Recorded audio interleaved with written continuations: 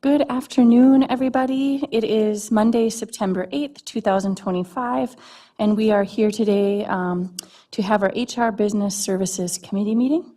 I see we have Member Banks and Members Williams here, along with myself. So we'll just get started. We're going to start with our Human Resources HR Monthly Department Summary Report. So here's a few of the updates. We've updated all our clerical positions to be more focused on the individual work of each position rather than a broad description of an outdated leveling system. With the approval of contracts for the principals unit, the paraprofessional unit, and the EEA unit last month, we are in the process of finalizing all pay adjustments and any back pay due for those units. Negotiations are ongoing with the directors unit, and we have a tentative agreement with the food services unit. We have yet to receive an intent to negotiate from DWIA and NCBAA units, and we had 48 new employees, 16 non-certified and 32 certified attend the new hire orientation on August 14th at the District Services Center. Some things that our HR department are working on. The Human Resources team is working on setting up our job fair and event participation for the 2025-2026 school year. The first event was at Unity in our community on August 18th, followed by the monthly event held at Career Force, which was on September 3rd.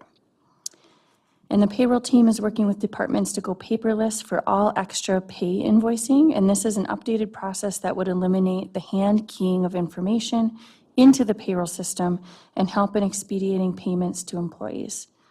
I also really liked the sound of that from an environmental lens, and obviously kind of thought of our strategic plan in improving systems, so it sounds like it'll really streamline that. And then the benefits team is starting to prepare their schedule for on-site school visits and retiree planning meetings. Superintendent Magus. Oh, when you're finished with the report. Oh, when I'm done with the report? Yeah, okay.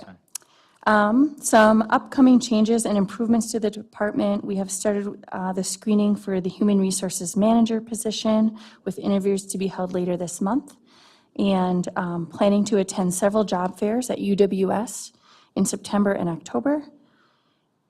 And principal staffing meetings are being scheduled for the end of September. And then at the bottom, you can kind of see the staffing report. We had some resignations, but almost equal certified appointments as well. So Superintendent Magus, did you have another comment or question? Yes, just as far as intent to negotiate, just for the public record, that I shared my intent to negotiate with the board for an additional 3-year contract. So we've entered into that, and there are some implications too with the senior leadership team because their pay has been linked to my pay too. So something for the board and community to think about too. Great, absolutely. Thank you for pointing that out. And folks can check out our last school board meeting where Chair Dirk Eder gave a really succinct, nice update on the process for our superintendent evaluation over the year. Yeah, Member Banks? Excuse me, can you talk a little bit more about the senior leadership pay being linked to your pay? Can you just talk a little bit more about that? Previously, we had a comprehensive pay study put together. Sorry, thanks. Previously, we had a comprehensive pay study done because there was a pretty significant discrepancy between the rate of pay for our senior leadership team and other like positions for other similar sized districts in Minnesota. So we basically the research showed that there was, we looked at what was the average percentage of certain positions pay, like for instance, a CFO or executive director of business services, for instance, might receive somewhere between 75 to 80% of the superintendent's pay. And so we linked we had a one-time market rate adjustment for those individuals. And so that was linked to my pay at that point, so if we're continuing that would also have implications for Executive Director Zunich, Executive Director Severance, and Assistant Superintendent Bonds. Thank you for that clarification. Any other questions or comments on our HR monthly department summary report? Okay, seeing none, we'll move on to our enrollment report. This was pretty exciting news, I thought. We budgeted for 8,099 students, and if you look at the bottom, we are at 8,272.88 students, so we are above where we budgeted for.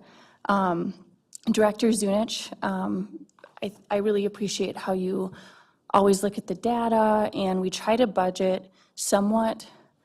We try to get it right on, but we are kind of a little bit conservative. I know this last year we had a number and then we even added more onto it, just because of trends that we saw, and now we see an even higher number, which is great. So we will just keep on top of where our enrollment is month over month, but that was really good news. I always like to point out, I really like on page 7 where you see the ISD 709 active enrollment by month, and it's a little bit of a line graph.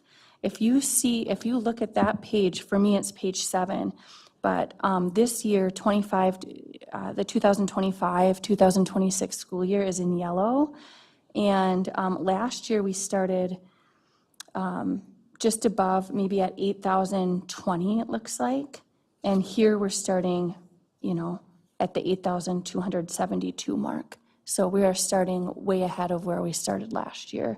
And it'll be interesting to see this graph over time. There doesn't seem to be kind of a rhyme or reason if it drops off or picks up right away, because each year is different. Another thing that I noticed, if you look at some of the other graphs, is you'll see that we have more students joining us in the older years.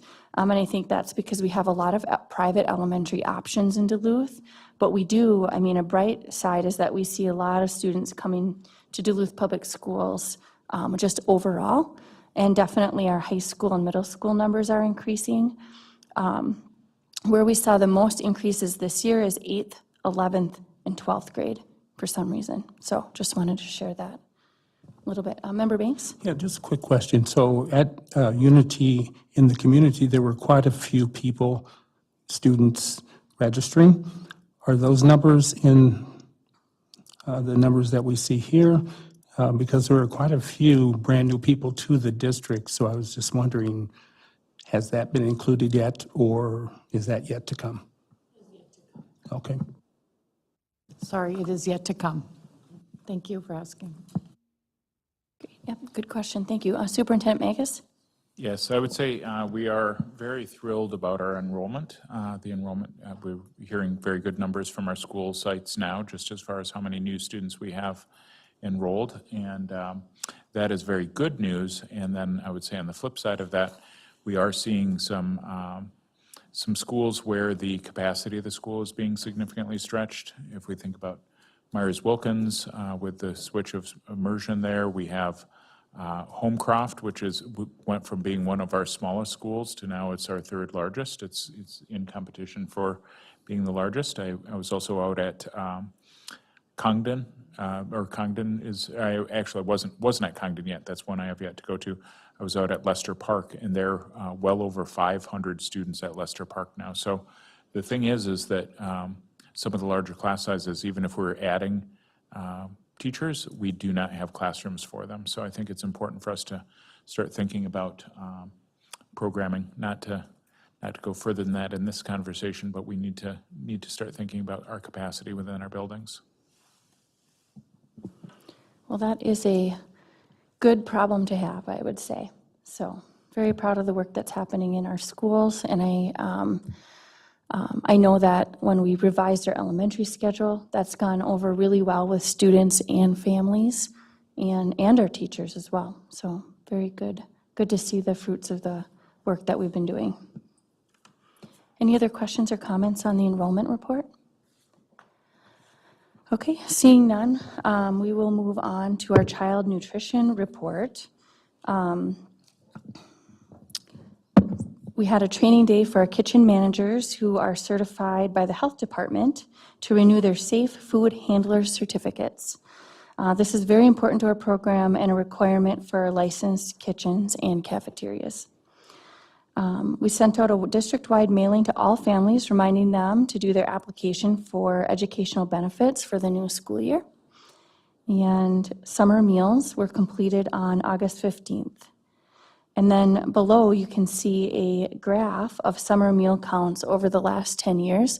And I really appreciate that we highlighted the pandemic response in 2021 and 2020. You can see that we had a significant increase in that time. So very telling just of that era. And then on the staffing report, we've interviewed and hired 5 new employees for the child nutrition department. And we had 2 retirements. Any questions or comments on the child nutrition report? Okay, seeing none, we'll move on to our facilities report for September. Our summer projects have been completed. Bids for the First Street Building project were opened on August 6th at the DSC with contractor selection and pre-construction work beginning immediately for a planned early September start date. So assuming that ball is rolling. Below, you'll see a lot of projects that are being worked on or things that we're working on right now for the Duluth, the District Services Center, Denfeld, East, Lincoln Park, Lowell, Myers-Wilkins, Congdon, Lakewood, and Laura MacArthur and Stowe. A lot of these we've heard about before, so I'm not going to read through them, but I know that our committee received all this information and looked over it thoroughly. One that I would point out is near the bottom of page 11, Myers-Wilkins, a conditional use permit with the city of Duluth for the guardrail installation has been approved, and that happened at the August Planning Commission meeting. So we're just waiting on the city to provide next steps, but this is going to be a guardrail to protect the sidewalk at Myers-Wilkins, kind of learning and doing better from the accident that occurred about 1.5 years ago. So, or was it just 1 year ago? No, 2 years? 1 year ago, 1 year ago. So yeah, this guardrail will protect that sidewalk where there's often children walking and staff walking. So very pleased with that intergovernmental work. Thank you to everyone who has worked on that.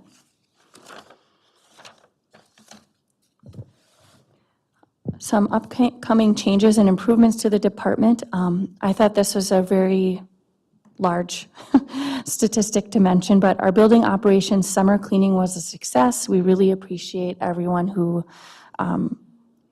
contributed to that effort. Over the summer, facilities operations cleaned approximately 1,753,095 square feet of building space, all while serving the summer building activities. So it's always nice on that first day of school when kids walk in and the schools are sparkling clean. It's nice as a parent too to see that, and we just really appreciate all of our staff who worked on that. Member Banks?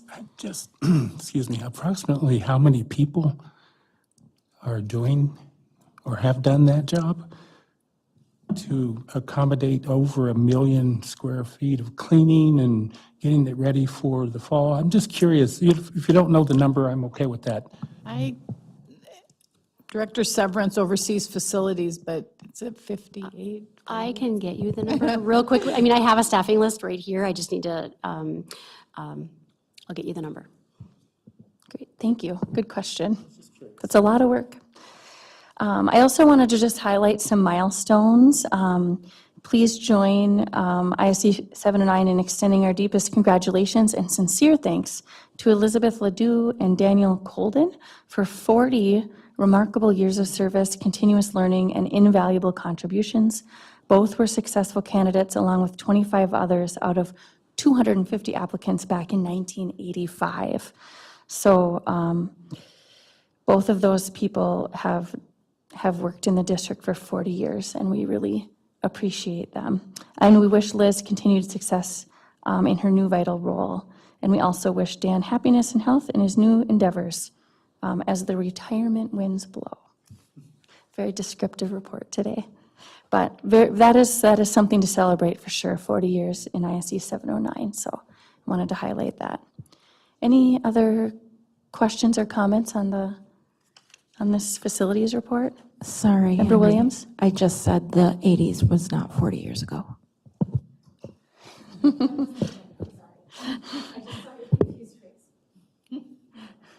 That's okay. Well, seeing no other questions or comments, and I'm not going to try to math today other than the financial report, but we will move on to our technology report. So here's a few of our minutes. So Greg Kruger began as our new director the first week of August, and he's here today, I see. Transition discussions occurred between the new director and the prior interim department leader. So if I were to summarize the manager's minutes, there's been a lot of strategic communications happening, meetings, and maybe a slight restructuring just to make things run smoothly. Some things that we're working on, preparing technology devices and systems for the start of the school year, and engaging in transition discussions and training relevant to the departure of our network admin architect. And then, important to note, defining the scope of a project to replace aging classroom display technology. In other words, our smart boards and projectors at the district's secondary schools. And so I know that that's been a thing that we need to figure out how to address. And I'd be remiss if I didn't again comment about the levy that didn't pass. So the technology levy, because that would have also paid for some of those things as well. But we will do our best, and I appreciate the work of the district to kind of figure out a plan moving forward about how to support technology in our classrooms and figuring out. Any questions or comments on that report? I do have the number for you. It's 70 custodial staff that worked over the summer. Not all of them are full-time, but that's the equivalent FTE plus the additional 15 building engineers that would also be participating in some of that work as well, so. Yep, thank you. Seeing no other questions on the technology report, I'm going to move on to the transportation report. Really appreciate all of the work. I know the beginning of the year is a very busy time for our transportation department, and just a lot of logistics to kind of move through. It says the beginning of the school year has been a busy time for us. The first 2 weeks require significant effort to assist drivers, bus staff, parents, and students in transitioning smoothly into the new school year. Our focus is on ensuring everything operates as efficiently as possible. Some things that our transportation department is working on: dynamic routing, so managing numerous last-minute changes and integrating new students into existing routes. Operational efficiencies, so ensuring the continuous and smooth operations of all the bus services.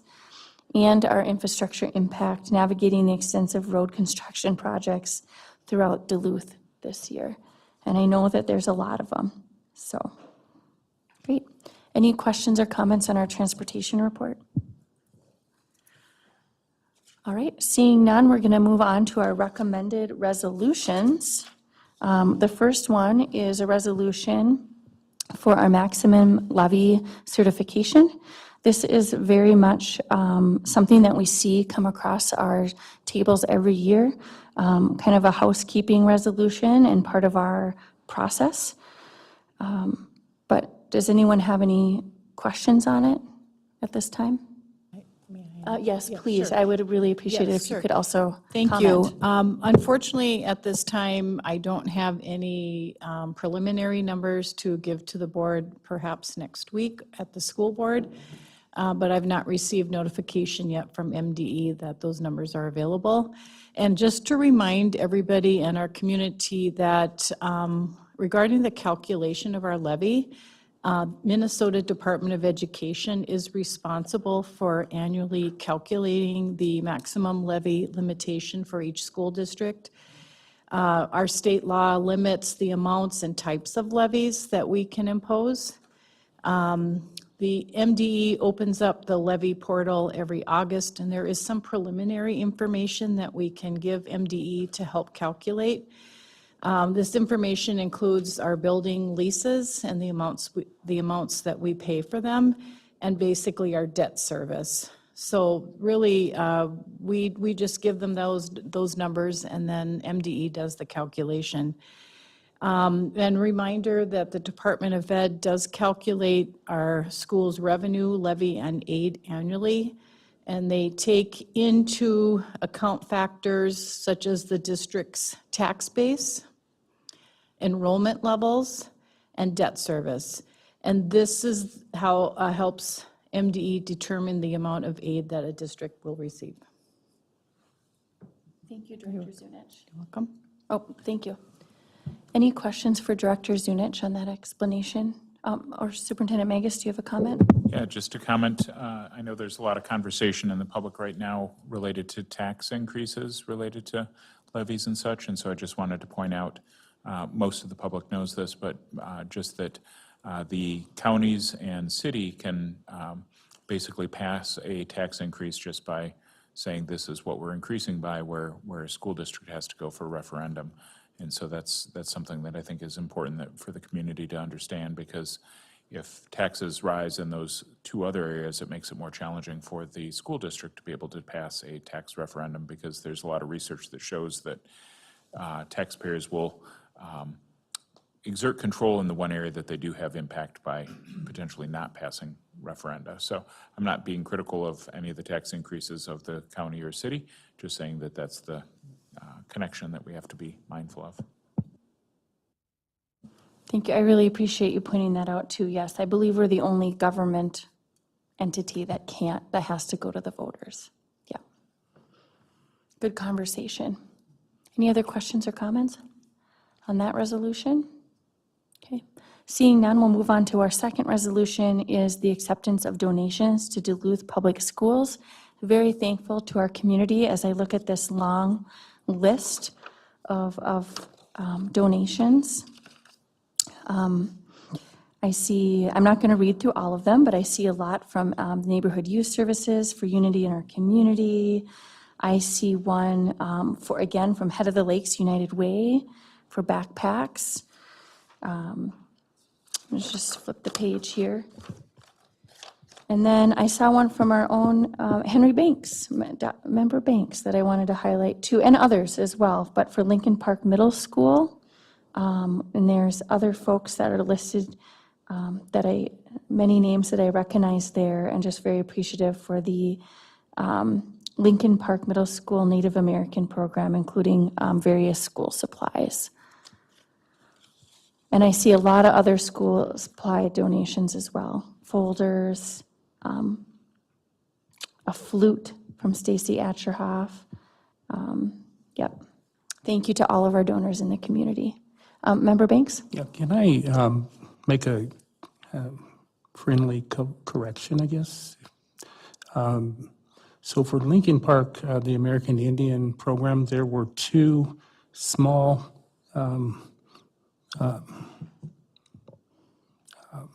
two microwave ovens and a mini refrigerator. That's not listed on here. That if we could get that put on there, that would be great. And that was actually from Deanna Kirk and Michelle LeBeau. Okay.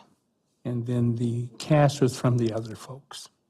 Can that be corrected? We will be adding that, correct, yes. Okay. Apparently it was, but it didn't print out, so we'll make sure it shows. Thank you. Great. Thank you, Member Banks. And thank you to those donors in our community. Seeing no other questions or comments, we'll move on to our consent agenda, beginning with our HR staffing report, which you can read in detail here. For me, it's on page 18 and 19.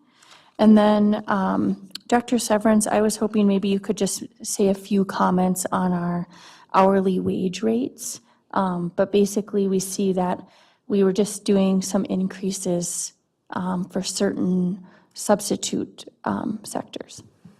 Yes, so the attachment what you should be focusing on is the far right column. Anything that is in red would be what we're requesting to change. And it is primarily around the building operations substitute wages.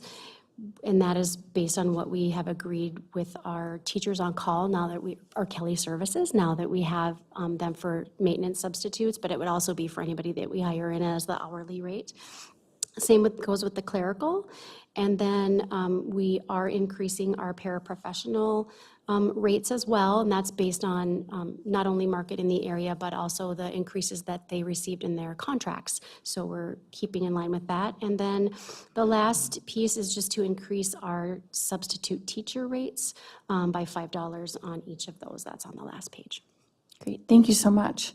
Any questions or comments on the hourly wage rate changes? Okay, seeing none, we have some job descriptions on our consent agenda as well. The first one is for the Management Information Systems Assistant, and this was, basically it was requested to kind of just a job audit request revision, so pretty standard there. This position has already been in the district, just making some tweaks. And then the next job description was for the Cultural Immersion Program Paraprofessional.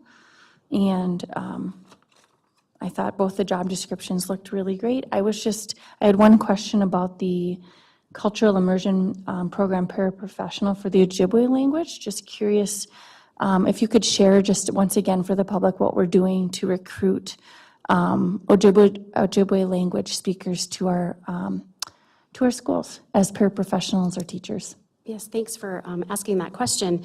As we talked about previously, we are working on finalizing a recruitment and retention plan for the district that also has a very specific section for our American Indian positions. And we are working with the parent committees to find additional resources that they may have that we can send those postings out. And we have expanded our posting to multiple places now, but we'll expand it even further once we have that information from the parent committees. Great, thank you. Any questions or comments on the job descriptions in our consent agenda this afternoon? Okay, seeing none, we will move on to our financial report. Obviously, we are just starting the school year, so this is a pretty standard budget summary. For the public, I'll just point out on the left here, we have all of our revenue streams, all of our different funds, which are specific to different things. We have our general fund, our food service fund, transportation, and all the way down the line. But I didn't see anything out of the ordinary to point out just because we're starting the year. But does anyone else have any questions or comments on our budget summary? Seeing none, we'll move on. I'm sure we'll have more to talk about as the year goes on with that. So the next thing in our consent agenda was the fundraisers that we reported. Sorry, this binder goes sideways and then it goes up and down. So lots of different fundraisers, lots of fun things happening for different organizations across our schools.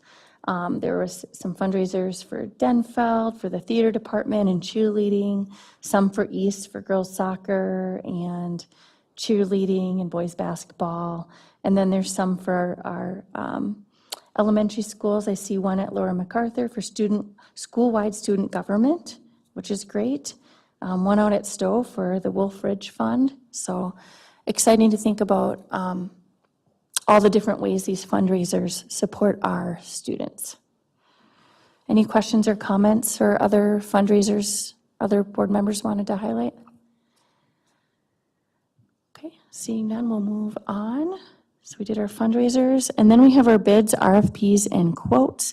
We have bid number 1322, and that's for Kemp's Dairy renewal for the 2025-2026 school year. So this is a renewal. I looked it through. One thing that stood out to me is how much more lactose-free milk is than regular.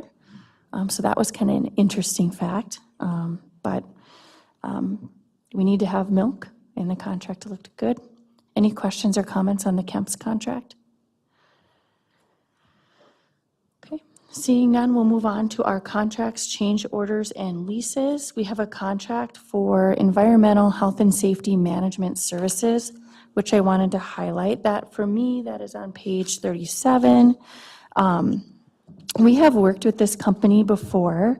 As you know, our health, safety, and environmental coordinator moved on from the district, and while we're waiting to fill that position, it's good to make sure that we keep on top of a lot of different things related to safety and OSHA.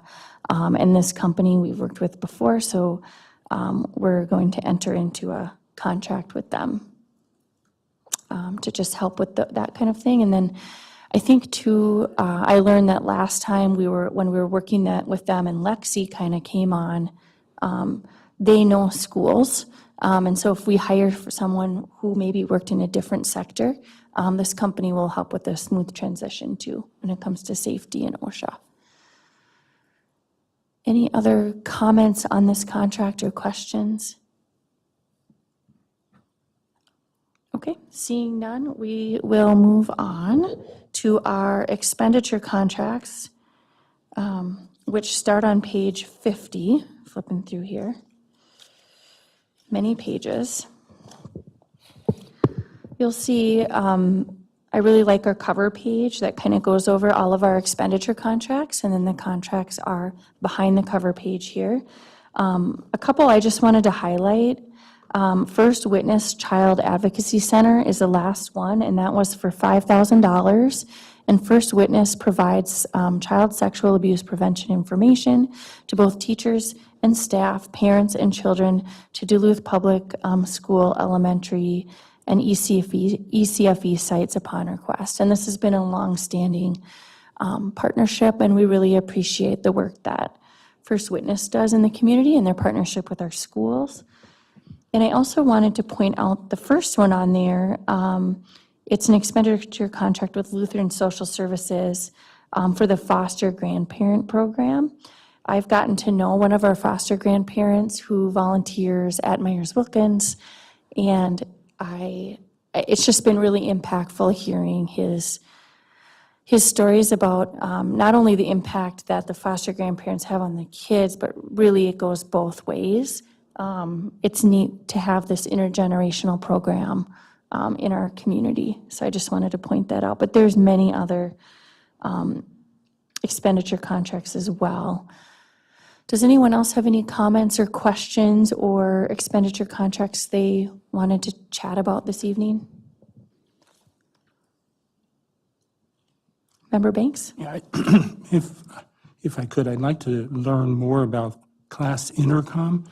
Could someone explain that and what they do? I see the description, but can I get Sure. more in-depth? I'd be happy to give what I know, and then maybe if, Greg, do you have anything else you want to add? But what I do know is the way it was explained to me, that this software program for $7,000 will help archive our Facebook, all of our social media. We had one in place that we used, and Adele did some deep dive, and she met with the technology department, and they felt this was a better product. So this is replacing a prior product. Yeah.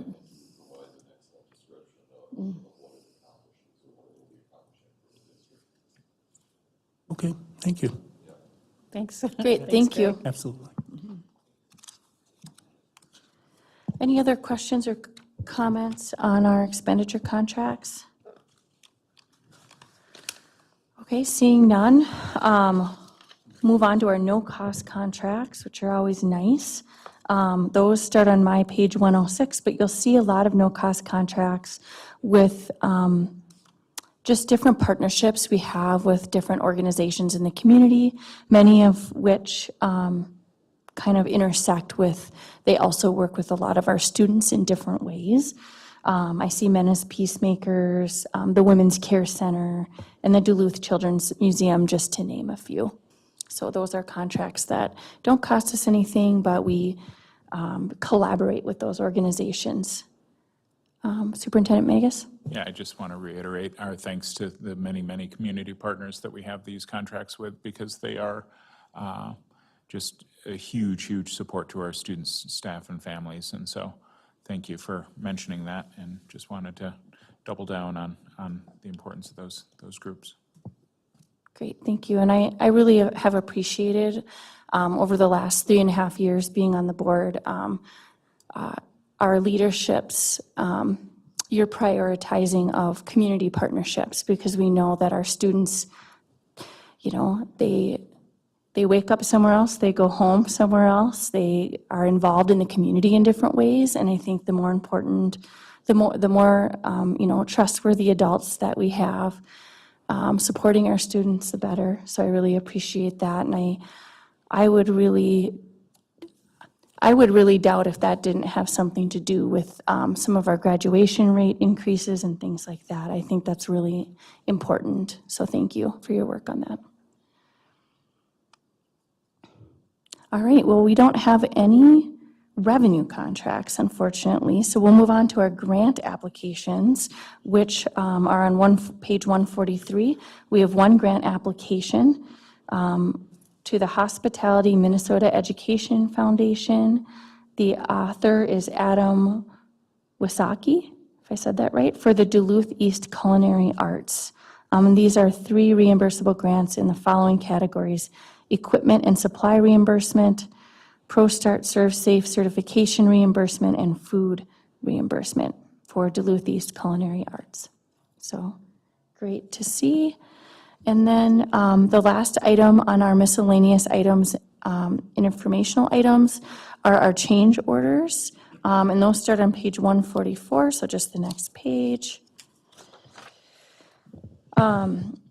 So these are things, obviously, anytime you have any sort of construction, things can change in motion depending on what is found. One I would just point out here, the third one down for the Terrazzo Tile Incorporated, that was for Denfeld for the tile. And that project did come in. It was finished before school started, I believe, correct? Yes, it was finished. There was a bit of a delay because as they were getting into the work, they realized the damage was further, which is what caused the further change order, but they were able to get it all finished before school started. Perfect, thank you so much. I'm sure it looks great. Can't wait to get over there for a school visit soon. Well, that concludes everything on our agenda. Did anyone else have any other questions or comments or remaining questions? Seeing none, we'll conclude our HR Business Services Committee meeting. Thank you.